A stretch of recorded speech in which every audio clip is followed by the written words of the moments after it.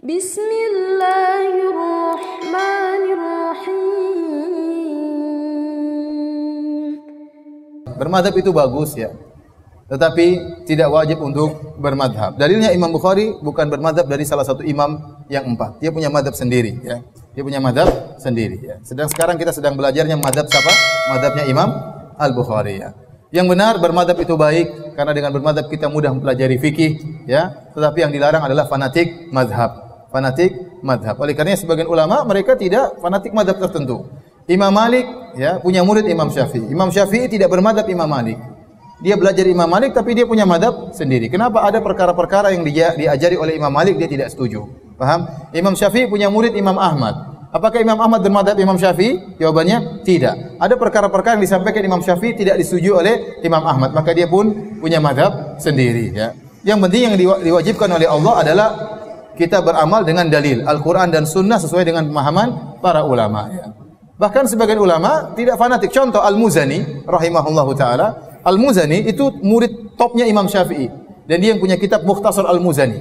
Semua buku-buku fikih Syafi'i kembali kepada kitab Mukhtasar Al-Muzani. Jadi dia Imam Syafi'i waktu meninggal dunia digantikan oleh muridnya, kemudian salah seorang muridnya tersebut meninggal digantikan oleh Al-Muzani. Dan Al-Muzani mengumpulkan perkataan Imam Syafi'i yang terdapat dalam kitab dengan juga yang dia dengar langsung dari Imam Syafi'i, dia ringkas dalam kitabnya Mukhtasar Al-Muzani. Ternyata Al-Imam Al-Muzani tidak fanatik buta kepada Imam Syafi'i. Ada beberapa pendapat-pendapat dia yang menyelisih Imam Syafi'i. Secara madhab dia madhab Syafi'i, tapi dia tidak fanatik ya. Maka kita tidak boleh mencela madhab dan kita juga tidak berani mewajibkan untuk apa? Bermadhab ya. Karena mewajibkan sesuatu harus dengan dalil. Bagaimana Anda mau mewajibkan seorang dengan sesuatu yang tidak ada dalilnya ya.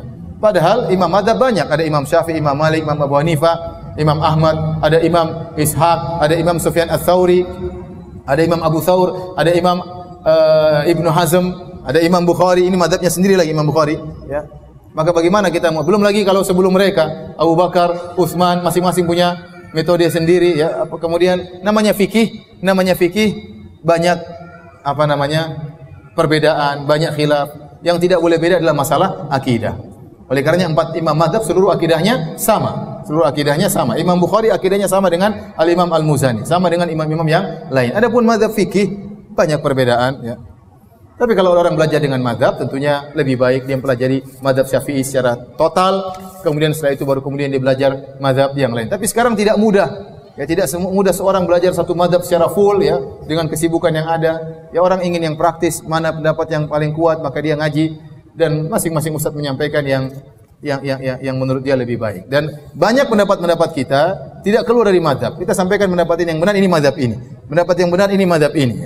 Ya.